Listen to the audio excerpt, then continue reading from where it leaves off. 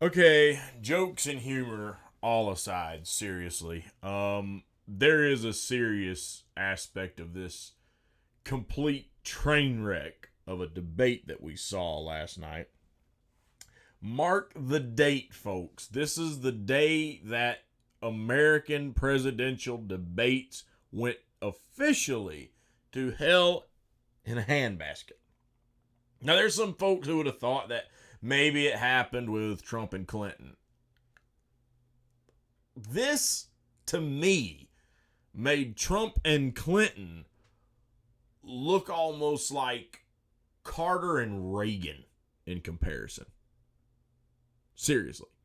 I mean, this debate was by far the worst mess I've ever watched debate wise.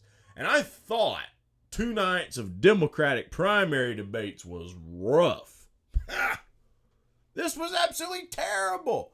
Here's the thing, guys. We watched Donald Trump dominate a Republican primary, right? We watched Donald Trump, my opinion, get the better of Clinton. But the thing is, with the way he debated Clinton, he would get his jabs in on Clinton, but he didn't try and talk almost the entire time. Now, I hear people saying that, oh, well, Chris Wallace, it was 2-on-1. Chris Wallace was helping Biden. I will be honest, I do think Wallace honestly does favor Biden a little bit more. But as far as him showing Biden some kind of favoritism, look, I recall him trying to tell Biden to shut his mouth a couple of times too, because there were times where Biden tried to interrupt Trump. But Chris Wallace, guys, look, I don't like Chris Wallace. Chris Wallace is the old typical corporate Fox News type person. I'm not a Chris Wallace fan. But I'm going to be 100% honest with you. That shot of Jack Daniels you saw me take in my previous video, where I needed a shot to react to it, basically, in the comedic video I just did, look, he needed that a lot worse than I did. He needed a Xanax, some pot, some alcohol, something, because I do not envy Chris Wallace one fucking bit. I wouldn't have wanted to be Chris Wallace if you'd paid me $1 million. It was bad enough watching this and listening to it at home. Could you imagine having to be the moderator of this kid fight? I mean, this was 2 overgrown old men just absolutely losing their shit with one another. And for God's sakes, here's the thing about Trump. He had some good zingers. He had some good comebacks to Biden. Full disclosure, I laughed when he said no one would come to the Joe Biden's rallies. Laughed. Thought it was great. I liked where he hit Joe Biden on the stuff with his son. And see, I've been saying Trump could dominate Biden. And I said that because I knew he would take those low blows at Joe Biden, and Joe Biden is going to be too dumb-brained and tongue-tied to have a comeback to it. Joe Biden's mind is nearly gone, folks. But the problem is Donald Trump didn't have the damn sense to just, look, it was early on before Joe Biden started, getting interrupted constantly by Donald Trump. When Donald Trump was more quiet and civil-toned, Joe Biden was stumbling all over himself. It's like he had size 15 feet. He just stumbled all over himself. He could not get words out of his mouth. Okay? He was so tongue-tied on what to say, botching up his lines. If Trump had let him embarrass himself and pick his shots more wisely and just throw them in there every now and then, sure, Chris Wallace might still have tried to shut him up, but that's beside the point. If he'd have done it more strategic than the way he did, I think it could have left a better impression. It could have gave the way he had the zingers for people in the Republican primary or with Hillary Clinton. But this, every time Trump was done and Biden would start, Trump would interrupt with comment after comment after comment after comment after comment after comment. And the moderator is just like, please, Mr. President. To quote professional wrestling's Chris Jericho, would you please shut the hell up. It was too damn much at one point. Like, seriously, I wanted to hear him take a shot at Joe Biden about the deal with Joe Biden's son. I wanted to hear that. But by the time he got around to saying it, and when he did say it, he just kept running his mouth so much. I'm like, please, just shut up. I don't want to hear any more out of you. Just shut your mouth, for the love of God. I didn't even want to hear what he had to say about Biden's son anymore. He would not be quiet. Here's the fact, okay? A lot of people have said Joe Biden's going to win. And in recent weeks, I've leaned more towards the idea that, yeah, it's certainly going to be a massive uphill battle for Trump, but as I've said many times, don't count old Don out just yet. Don't count him out. He's always seemed to find a way to overcome when people thought he was completely done politically. And so far that hasn't happened to him, right? So I told people, I said, don't count the man out just yet. Let's just see what happens, because when it comes debate time, that could make a huge difference. It's time to call it. Seriously. Time to call it. If Donald Trump wins in November, and look, I don't want to be like one of those people, oh, Trump can't win and then got embarrassed last time around. Look, if he wins, I thought the last time around Trump would win. I really did. I thought he would win. This time, no.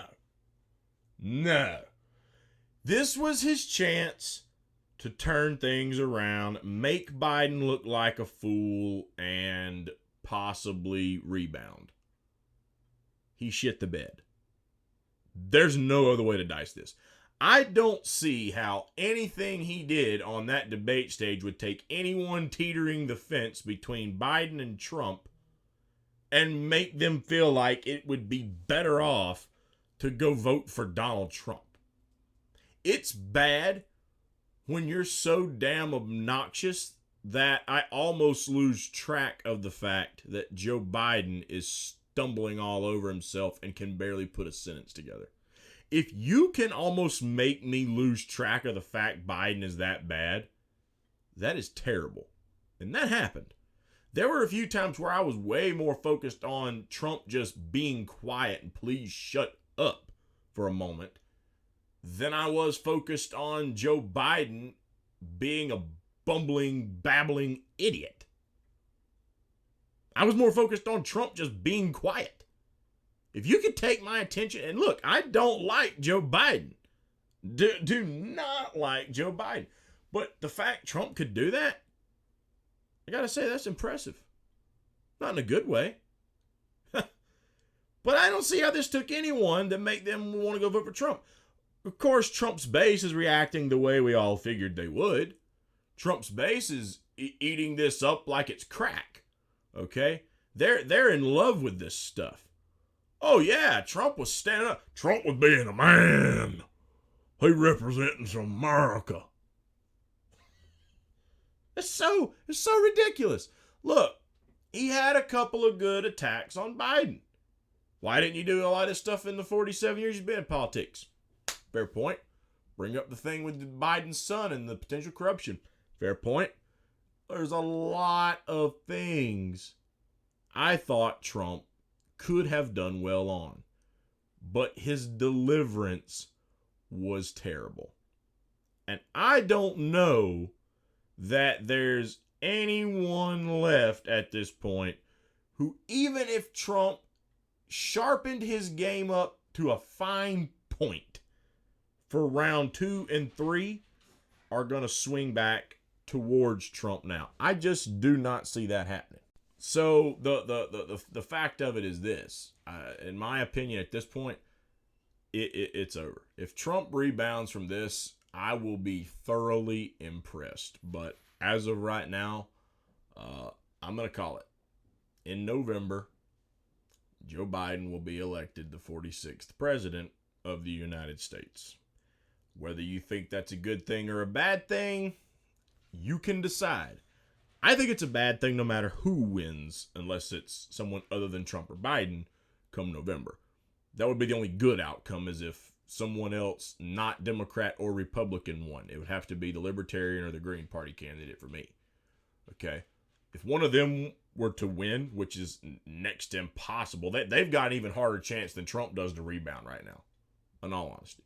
You know, that's going to be nothing short of a miracle. But in all honesty, I think the same could be said for Trump rebounding from this. First impressions matter a lot. And his first debate with Clinton last year, he did, arguably, very well. Then the grab him by the came out. And we all know what happened from there. Trump got a little more flustered. But that first debate, he did very well. He hit Clinton on all the key areas. Trade, war, all these different things, right?